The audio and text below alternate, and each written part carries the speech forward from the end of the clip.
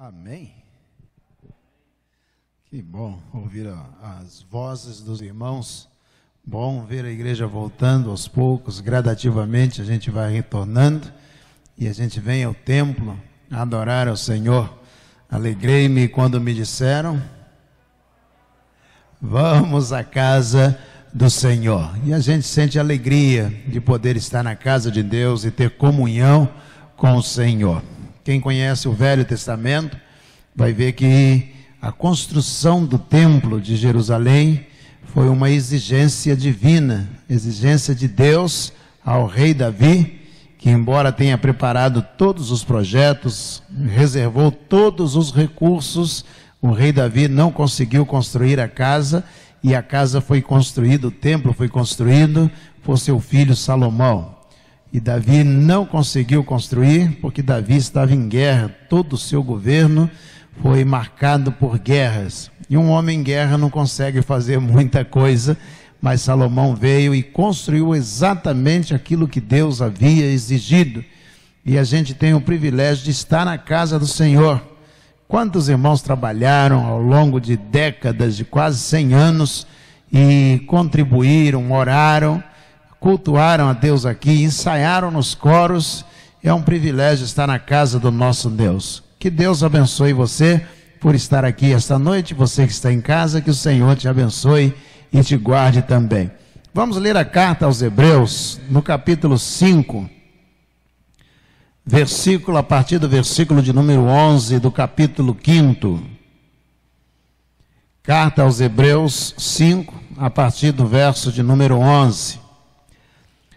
A esse respeito temos muitas coisas a dizer, coisas difíceis de explicar, porque vocês ficaram com preguiça de ouvir, pois quando já deviam ser mestres, levando em conta o tempo decorrido, vocês têm novamente necessidade de que alguém lhes ensine quais são os princípios elementares dos oráculos de Deus.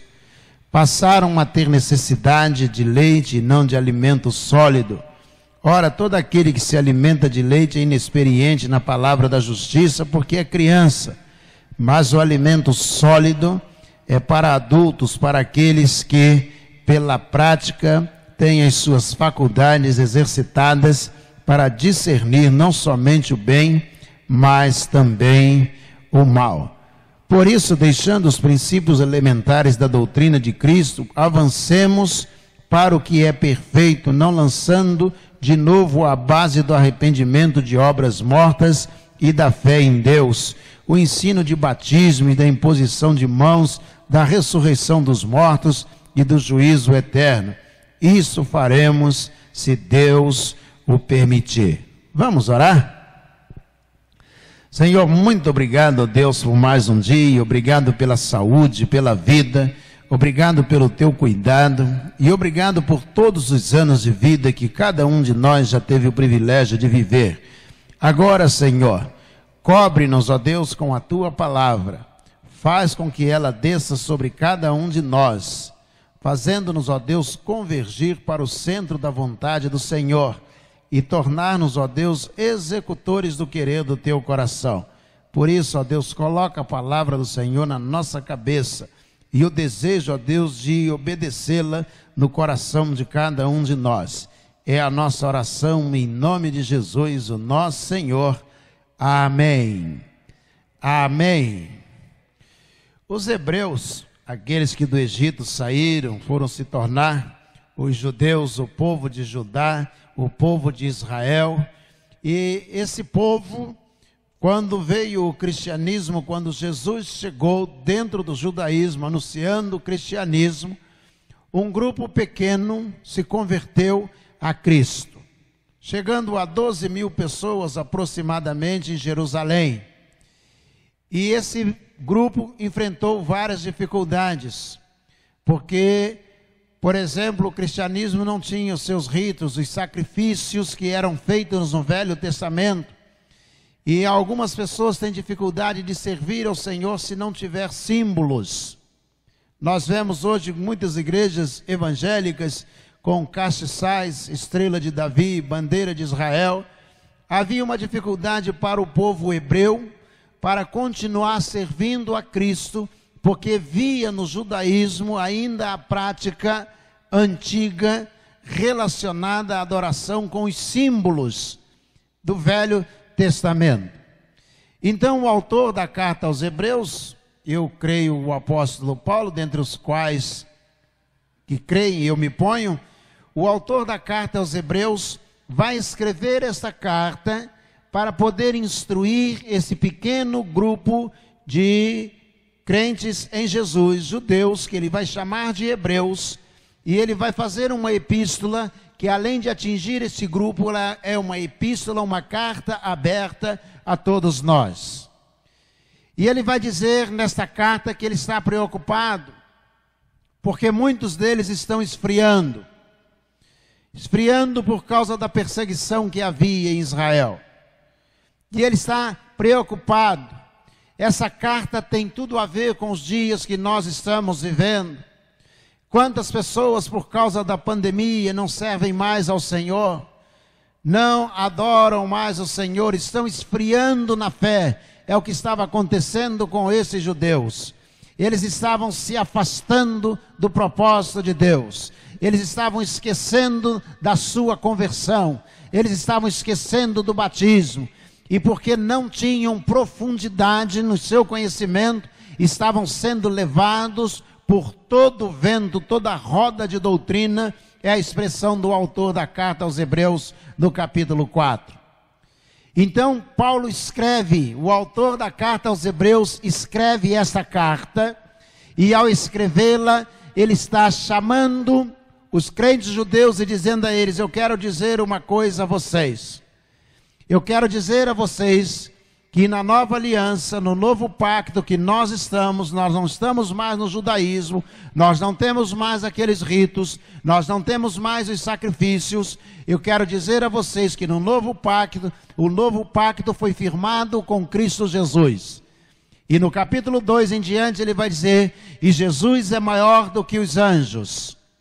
É interessante que ele cita, sem dizer onde, ele diz, porque em determinado lugar está escrito que os anjos, que Deus fez os homens um pouco menor, um pouco acima da realidade dos anjos, mas Jesus está acima dos anjos, está acima dos sacerdotes, está acima de Moisés, vai ser o tema do capítulo 4, está acima dos sacerdotes, vai ser o tema do capítulo 6 e 7, acima de Melquisedeque, que era o sumo sacerdote, a quem Abraão, quando voltou da guerra com os reis e matou os reis, ele vai oferecer o dízimo ao sumo sacerdote Melquisedeque. Então ele escreve, essa carta escrita para dizer que nós estamos numa aliança muito melhor. Jesus é maior do que os anjos, Jesus é maior do que Moisés, e Jesus é maior do que Melquisedeque, ou seja, o sumo sacerdote. Mas por que ele faz questão de dizer isto? Então vamos pensar primeiro nos anjos. Os judeus esperavam a manifestação de Deus pela manifestação presencial de um anjo. Assim foi com Abraão, assim foi com Moisés, assim foi com Daniel na cova dos leões. Eles sempre esperavam que Deus pudesse se manifestar, que ocorresse uma teofania, uma aparição divina, e nessa aparição divina, Deus iria se fazer presente, ou a sua vontade, através de um anjo. E no cristianismo começou a esperar, vai haver uma revelação de um anjo, vai aparecer um anjo no cristianismo para dizer o que nós temos que fazer. Há muitas pessoas que só guiam suas vidas se tiver um profeta, uma profetisa, uma revelação. Eles estão esperando que alguém possa vir dizer alguma coisa que ele tem que fazer. E sabe o que foi que o autor da carta aos Hebreus está dizendo? Ele está dizendo: Jesus é maior do que os anjos. Ele mesmo veio a esse mundo e ele deu sua própria vida por nós. E ele reina acima dos anjos. Ele é a manifestação plena da vontade de Deus. Quando do Terceiro Reich, um regime implantado por Adolf Hitler na Alemanha, pensava-se em dominar o mundo a partir da Alemanha. Três teólogos se opuseram frontalmente aquela linha de pensamento. Um deles foi Paul Tillich, naturalizou-se americano como Paul Tillich.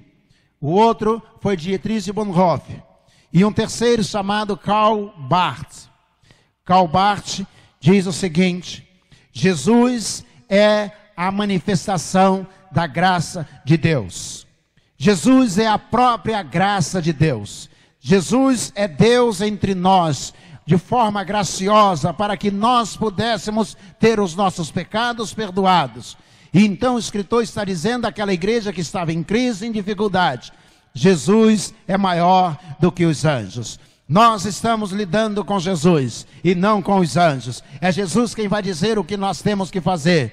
É Jesus a quem nós escolhemos servir, viver para Ele todos os nossos dias, e não para os anjos, e não aos profetas, e não às profetisas. Deus que houvera falado no passado pelos profetas, agora fala face a face com cada um de nós, por meio do seu Filho, Jesus Cristo nosso Senhor. O escritor, uma das cartas mais ricas do Novo Testamento, ele está dizendo: nós estamos face a face com Deus, através de Jesus Cristo. Em segundo lugar, ele diz: Jesus é maior não só do que os anjos, Jesus é maior do que o próprio Moisés. Imagina você aparecer alguém dizendo: olha, Jesus é maior do que Moisés, dizendo isso aos judeus. Moisés era o libertador de Israel. Quando a nação estava no Egito, prisioneira, Moisés foi lá, mandado por Deus, e enfrentou o faraó, e Deus deu as 10 pragas ao Egito, e conduziu o povo para o deserto. Moisés é o libertador de Israel. O escritor da carta aos Hebreus está dizendo aos judeus crentes em Jesus: quero dizer uma coisa a vocês, Jesus é maior do que Moisés. Mas por quê? Que Jesus é maior se Moisés é o libertador?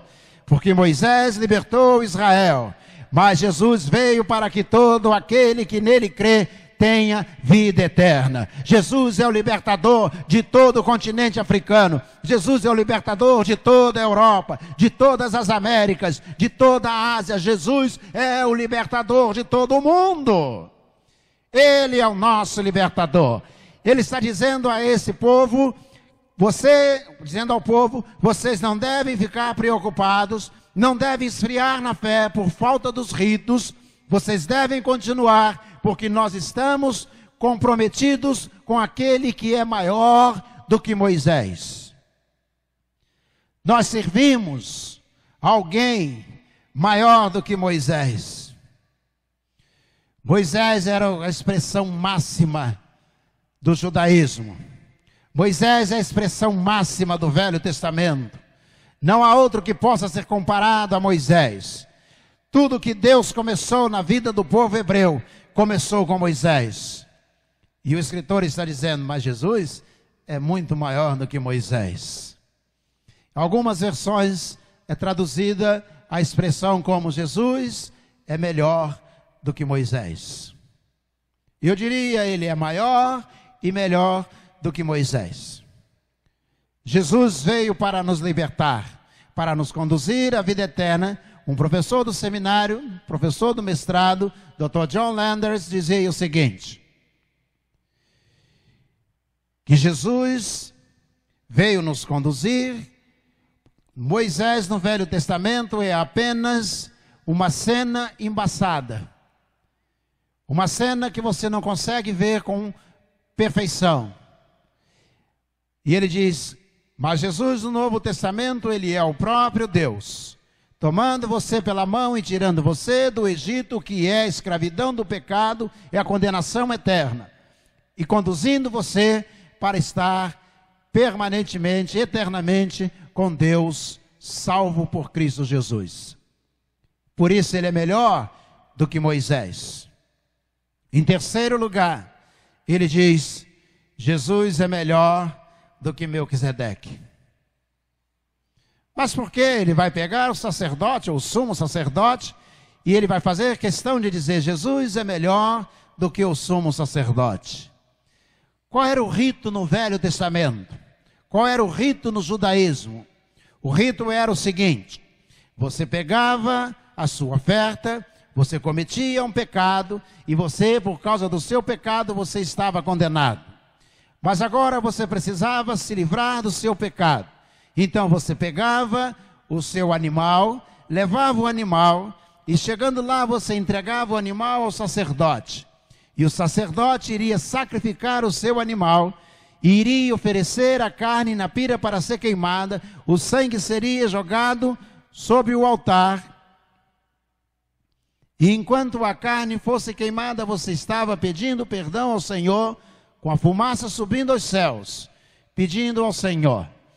E o sacerdote intercedia por você. Só ele, o sumo sacerdote, poderia entrar no Santo dos Santos, e ele ficava ali intercedendo para que Deus perdoasse o seu pecado, porque você ofereceu o sacrifício. E ele está dizendo, Jesus é melhor do que Melquisedeque. Mas por que Jesus é melhor do que Melquisedeque?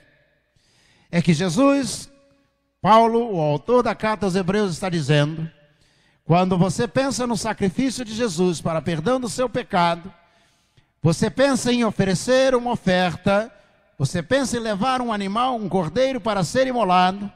Quem é o cordeiro para perdão do seu pecado? É o próprio Jesus. Você não tem que levar o cordeiro já é o próprio Jesus. Deus deu seu Filho como cordeiro para a purificação dos nossos pecados. É a base da teologia do apóstolo Paulo.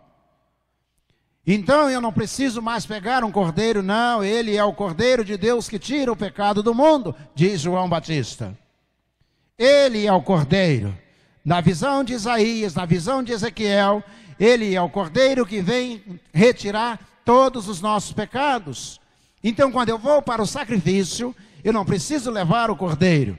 Eu preciso pedir que Jesus seja o cordeiro para o meu sacrifício, para a remissão dos meus pecados. E por que Jesus é melhor do que Melquisedeque?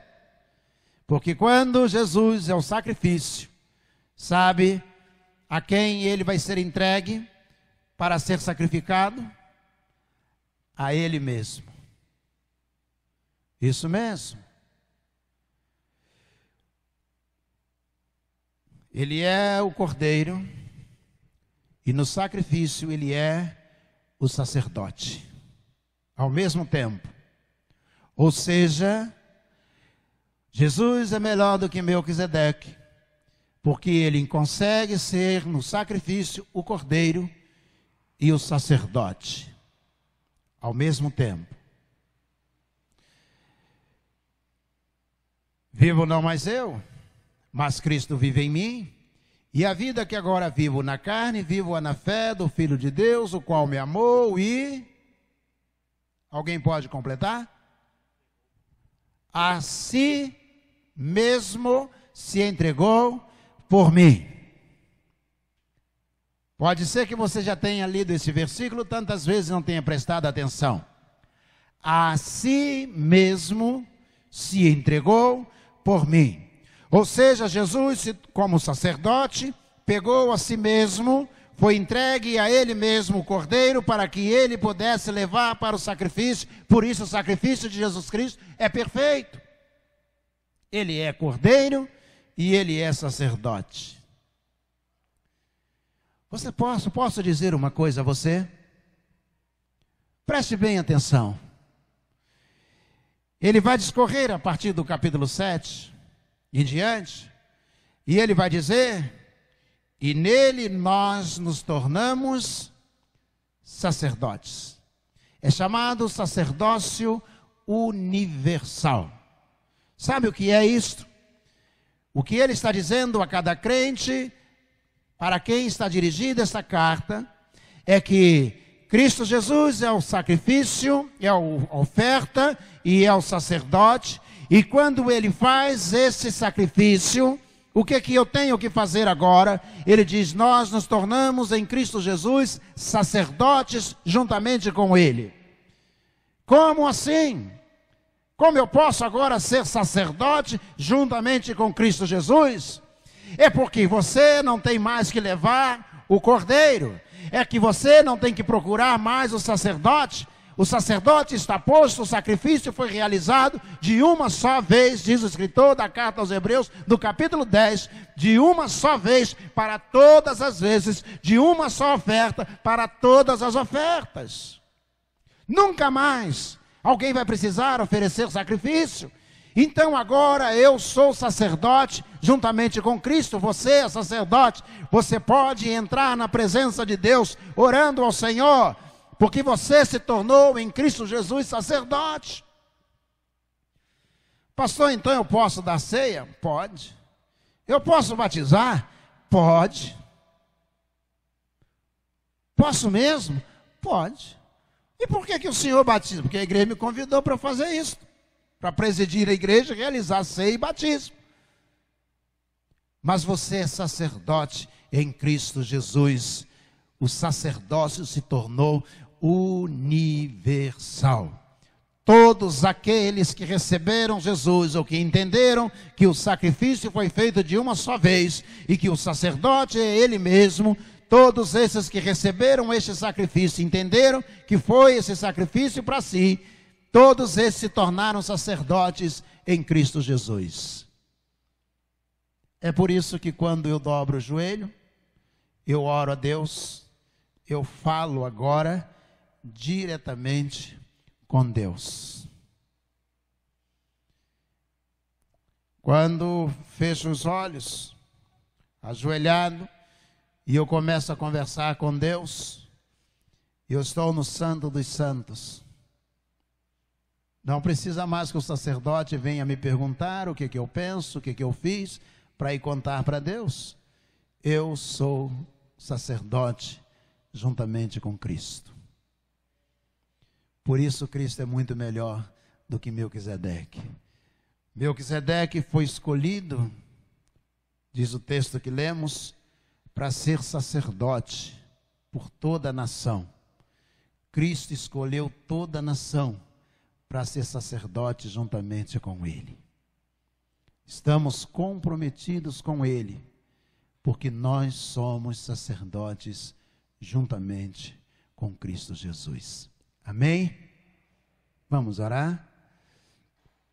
Senhor, muito obrigado, ó Deus, porque foi na cruz do Calvário que Jesus passou pelo sacrifício, sendo cordeiro e sacerdote ao mesmo tempo.